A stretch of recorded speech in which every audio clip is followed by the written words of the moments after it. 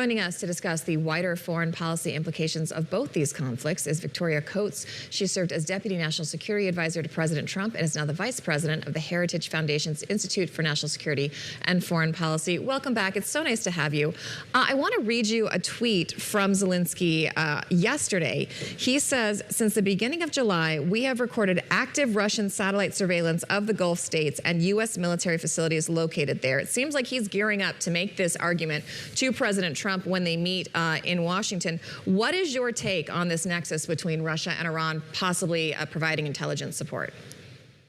Well, Christina, David, good to be with you. No, this is a very interesting development. We've all been very focused on Western Iran, on that bordering onto the Persian Gulf, the energy flows that come out of the Gulf. But there's also the north of Iran up against the Caspian Sea, as you said.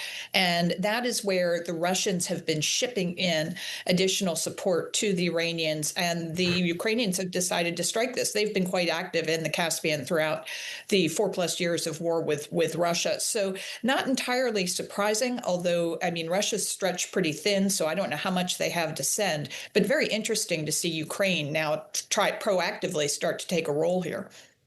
You know, I'm very curious just sort of about the state of play and your read on it when it comes to the broader conflict in the Middle East and certainly what's happening with Iran. And I'm going to quote from something you said here to the Hill, I think a little while back, about these negotiations that were taking place. You called them a waste of time. And as we kind of look at this administration weighing what to do next, whether or not to increase the kind of military action that we've seen, find other ways to get Iranians back to the negotiating table, which they seem reluctant to do, what is the path forward as you see it? If that memo of understanding didn't create the kind of environment for constructive conversations, what's it going to take to find some sort of solution here to this conflict?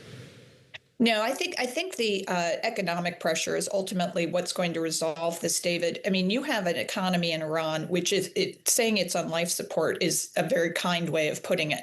The rial is approaching 2 million for $1. It was 30,000 10 years ago, so that gives you some context for that. Their stock market still isn't trading normally. It hasn't since March. Unemployment's estimated around 35–40%. They may have lost as many as 3 million jobs. And so you look at those metrics and the kind of ongoing pressure from Operation Economic Fury that Secretary Bessent initiated, it just can't go on. So I think the combination of incremental military strikes and that very heavy economic pressure will eventually bring the regime to the table. I sort of think about it a little bit like the dissolution of the Soviet Union. They go on until they can't anymore, and then suddenly you have an end to the regime. So we'll see what happens, but that to me is going to be the metric that I'm watching most closely going forward. I mean, but that's an argument that has been made for a while, and we still haven't seen whatever the Persian equivalent is of Swan Lake playing on state TV. There does seem to be a really high threshold, as we were talking earlier about, for that regime to absorb pain and to absorb that economic hardship. However, there's a Bloomberg's analysis from Friday that quotes former U.S. Ambassador to Saudi Arabia saying that they don't think Iran wants endless escalation. They can absorb a lot of pain, but it doesn't serve their interest to have so much infrastructure destroyed. And that makes me want to ask about what else there is left to target. We have these reports that the U.S. is running low on interceptors.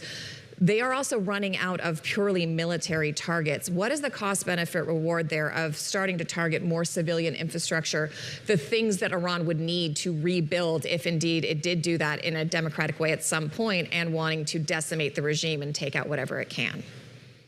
Well, Christina, you're absolutely correct that the regime is pretty much unlimited in the pain it will inflict on the Iranian people. Bear in mind, they're the ones who are absorbing this. The regime itself is pretty well insulated from the woes of everyday Iranians. But as you said, the civilian infrastructure, so-called, is essentially what's next. And bear in mind, in Iran, most of and what we would consider to be civilian infrastructure is controlled by and exploited by the Islamic Revolutionary Guard Corps, the IRGC, the more extreme element of the Iranian military. So these are all what you might say are dual-use facilities. And the president up until now has been very reluctant to strike them because he doesn't wish to inflict additional pain on the Iranian people, unlike their own leadership. But that may be what it takes, particularly around Tehran, where the inhabitants of Tehran have pretty high expectations for the services that they receive. If you start to, impede impede their ability to provide water, electricity, that kind of thing to the inhabitants of the city, you might have a really bad problem. So not a step anybody wants to take. It may be a step that the regime forces the administration to take. I want to quote something here from the New York Times just about the thinking of the president at this moment about where things go from here when it comes to Iran. By late Friday, Mr. Trump appeared to temporarily put aside the bigger bombing plans, apparently persuaded, at least in part, by his military advisor's assessment of dwindling supplies of munitions to defend American troops in Jordan, Kuwait, Bahrain, and the UAE. A major attack would most likely have drawn a heavier Iranian retaliation. Victoria Coates, you bring a unique perspective here. You worked for this president. You saw him wrestle with foreign policy decisions in the past, and I'm wondering about the way that he can change his mind, how he thinks through issues like this one. I'm struck also just by the way that his tone, his tack toward Ukraine has changed in recent weeks. We saw him in a much friendlier form with President Zelensky at the NATO summit, the G7 summit before that. How plastic is his thinking when it comes to foreign policy? How resolute is he? And sort of what do you make of the way that he seems to be in real time considering these different outcomes or different paths forward? Well, President Trump really is not an ideologue in these kinds of issues. He's very much, I mean, the principle of America first is what guides his thinking. And so it's not so much, what did we do last year, the year before? It's where are the opportunities right now? And so it makes him a very dynamic thinker on these issues. He very much is looking for opportunities, the unexpected. I remember saying to him at one point, you've given us a tremendous amount of leeway as policymakers because nobody knows what you're going to do. It could be anything. And so it tends to put our foes on a little bit of a back foot because, you can sort of assume, oh, he's not going to strike. He's concerned about interceptor levels. And then that's when he does it. So I think we should all be prepared to be surprised in coming hours. It's going to be a very interesting week in Washington. We have the funeral of Senator Lindsey Graham coming up, I believe, on Tuesday. So there's going to be a parade of foreign dignitaries coming through Washington. Again, that is an opportunity. And I think Senator Graham would be the first to urge the president to take advantage of it, that folks are showing up in person. He can have a lot of these meetings one-on-one and see what might be possible. But very interesting if, as we were discussing, Ukraine starts to play a more active role in the Iran war.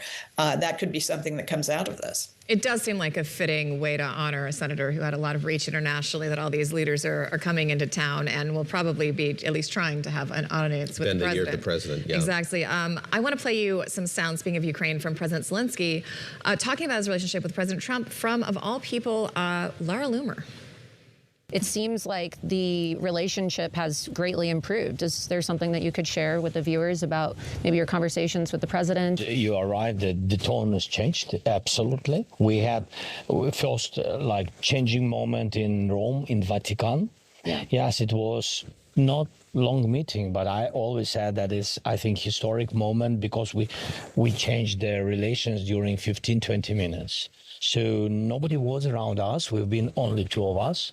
And I was very happy to hear President, and I hope, and he heard me, and I heard him. And I think it was, let it be between two of us, but it was very good. The evolution of Loomer and some other MAGA influencers this week going from being vehemently anti-Ukraine to, in some cases, in her case, apologizing for past remarks, going to visit the president, and now saying, they are on Ukraine's side.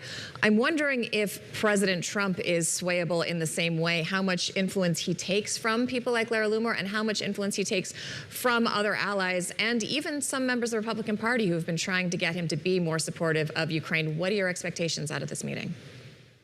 Well, again, I think this is a situation where the president's going to look for an opportunity. And I look at the last 18 months. I think, we had that very fractious meeting in the Oval Office at the beginning of President Trump's second term. But I think that actually had a very beneficial effect. I think President Zelensky went back to Kiev and said, gee, this is a very different United States. We're going to have to figure out what we're going to do. And that's when they started escalating this drone production that's been so successful for them, the long-range attack attack drones. And I think that NATO also got the message from President Trump, you guys are going to have to do more. This isn't as much as it takes for as long as it takes, which is a bumper sticker, not a strategy. So he was right to get rid of that approach. But at the same time, it really galvanized our European allies to start doing a lot more. And that has really moved the needle going forward. And I mean, I don't know Laura Loomer. I wouldn't take my national security advice from her, but I think it is interesting, success attracts interest. And the Ukrainians have really changed the momentum on the battlefield. Hopefully, this has an effect on Putin. The Russian economy is also suffering fairly significantly. And when he starts to take some damage to the core industries that fuel that Russian economy, that will put some pressure on his oligarch friends, that is what may actually change his decision making, get him to the negotiating table to come up with a deal that's acceptable to Ukraine and Washington, not just dictated by Moscow.